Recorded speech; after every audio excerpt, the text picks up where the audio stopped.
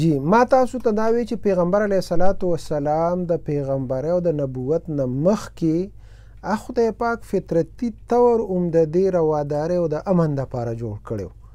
لکه دا مخکې واقعه ما تاسو ته وویله د پیغمبرۍ نه وروستو پیغمبر علیه الصلاۃ والسلام چاته هم د بدامنۍ خبره نه ده کړې چې کله ورته پیغمبري میلاو شوه نو قوم یې راوغوښته او قوم ته دا ووی چې تاسو راشئ ځکه تاسو ته ووایم چې د غر نه هغه طرف ته یو دشمن دی او را روان دی تاسو به زما په خبره اعتبار وکړئ که به ونه کړئ او که بلکل ته خو امین او صادق نو زه تاسو ته وایم چې راشئ دا نفرتونه دا جګړې دا بدامنۍ دا ختمې کړئ یو کلمه درته وایم په دې کلمه باندې راجمع شئ تاسو کې به امن راشي ستاسو دا جګړې ستاسو دا نفرتونه دا به ختم شي پیغمبر علیه الصلاۃ والسلام لومبي دعوت قوم ته هم د دې خبرې ورکړې د امن او د روادارۍ ورکړې بیا وروستو یو موقع راغله هغه موقع کې چې صلح حدیبیه ورته وایي په صلح حدیبیه کې پیغمبر علیه الصلاۃ والسلام ته کافرو څه شرایط کېښودل هغه شرایط داسې وو چې هغه عقل نه تسلیمول اوس دا شرط په څوک تسلیم کی چې ستاسو نه که قیدي راوتښتېد نو هغه به موږ نه در پرېږدو او که زموږ نه در وتښتېد نه به را پرېږدی داسې دا خو د سراړو د سفارتي هغه خبرې نه دي دا الټه خبرې دي نو الټه خبرې هغوی په پیغمبر علیه السلام باندې منلې او داسې نور ډېر بد شرایط وو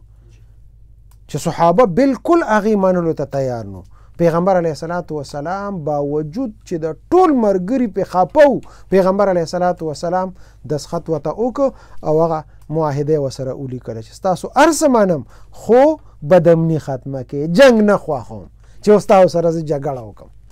پیغمبر علیه السلام هغه کال عمره هم پرېښوده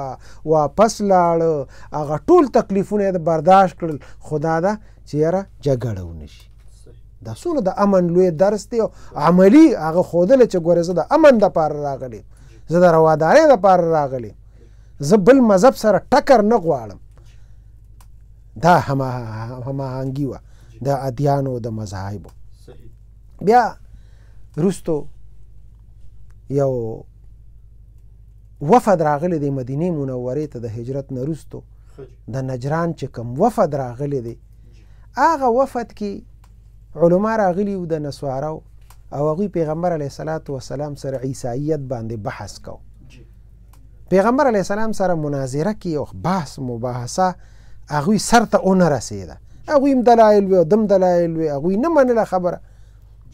پیغمبر علیه الصلاۃ والسلام د مباهلې ورته ووي چې زه ستاسو ګریوان ته لاس نه اچوم زه تاسو ته څه ویم نه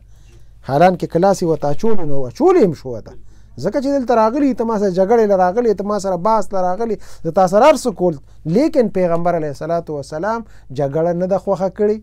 هغوی یې خدای ته پرېښودل ورته یې ویې راځئ یو میدان ته بوځو او مباهله به وکړو مباهلې ته هغوی تیار نه شو نو دا پیغمبر علیه السلام جګړه خوښه نه کړه او بیا هغه د نجران وفد سره پیغمبر علیه الصلاۃ والسلام یو معاهده لیکلې ده د هغې معاهدې څه دوه درې نکات داسې دي یو یې ورته دا وي چې تاسو به زمونږ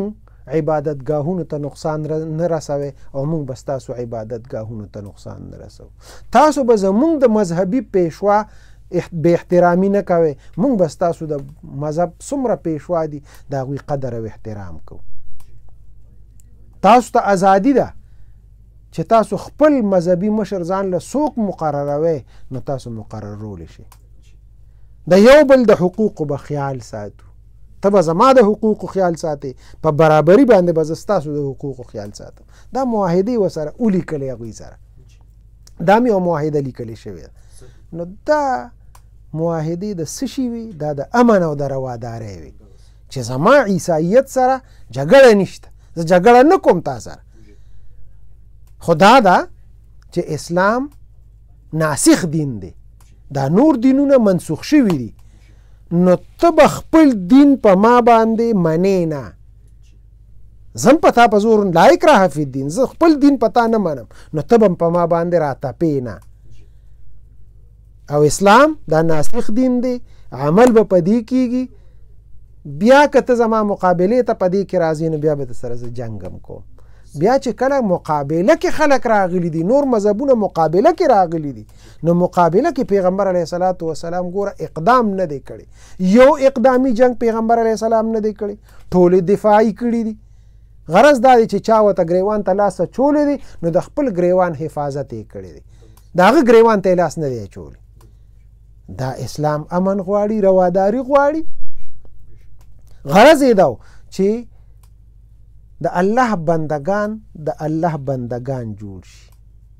د نور چا د بندګۍ نه اخلاص کی. د رستم په دربار کې چې رستم دربار وکړه او ربعی ابن عامر رضی الله تعالی عنه راغی او رستم ته وایي چې زه ګوره زه رالیږلی شوی یم، زه په خپله نیم راغلی. او چا رالیږلی یم؟ زه الله رالیږلی یم دلته ستا دې دربار ته. نو د هغه په دربار کې ورته وایي الله ابتعثنا، زه الله رالیږلی یم لنخرج العباد من عبادة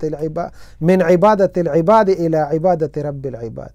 چې د الله بندگان د نورو د بندګۍ نه راوباسم او د الله بندگان یې جوړ کړم. دغه دعوت زه ورکوم. ومن جور الادیان الى عدل الاسلام، نور دینونو کې جور، ظلم او زیاتی شروع دی، زه د هغې نه راولم خپل دین اسلام ته چې هغه د عدل دین دی، زه هغې ته رابلم. یعنی د دهشتګردۍ نه یې راوباسم، د بدامنۍ نه یې راوباسم، او زه امن ته او روادارۍ طرف ته یې راولم. ومن ضيق الدنيا الى ساعتها، او دا تنگ دنیا نه، تیار دنیا نه هغوی رڼا او کشاده دنیا ته راوستل غواړم. دا د حضرت ربعی ابن عامر رضی الله تعالی عنه الفاظ دي د رستم په دربار کې. کوم لار باندې چې زمونږ پیغمبران راغلي دي او د عدل او د انصاف او د امن او روادارۍ درس یې ټول عمر امت ته ورکړی دی، صحابه کرام او وروستو مسلمانان هم په هغې باندې را روان دي. الحمدلله تر ننه پورې مسلمانان په دغه خپل میشن باندې کلک ولاړ دي، په د خپل منشور باندې کلک ولاړ دي، په د خپل دین باندې کلک ولاړ دي، د نورو دینونو قدر او احترام کوي، هغې ته په بد نظر باندې نه ګوري. څه چې کوي څوک په کوي، زه به خپل کار جاری ساتم، زما دین دی دین اسلام، او زه به هغې طرف ته خلک رابلم په امن سره، په روادارۍ سره، په ظلم او په زیاتي سره نه. دا د اسلام دعوت دی. اسلام دقه وی تعالوا کلمة الى سواء بیننا و بینکم، راشي دا کلمه د زمونږ استادو په منځ کې شریکه ده، په دې کې مونږ سره ملګرتیا وکړي، دا بندګانو د بندګۍ نه روزي د الله بندګۍ ته راشي. اسلام دقه وی. نو الحمدلله زمونږ عیسایت سره، یهودیت سره، هندومت سره، یا نور چې څومره ادیان دي او مذاهب دي، زمونږ ورسره هیڅ دشمنی نشته. مونږ وایو چې مونږ ستاسو د مذهبي اقدارو قدر کو، تاسو زموږ د مذهبي اقدارو قدر وکړئ. اسلام هغه دهشتګرد نه دی، دا مونږ کلکه خبره کو او دا زور سره دا مونږ وایو، او دا که مونږ سره څوک مني او که نه مني، خو ګورې مونږ د امن درس ورکو. اسلام د امن درس ورکوي، اسلام دهشتګرد نه دی، اسلام چې دی نو د روادارۍ درس ورکوي او د امن ورکوي.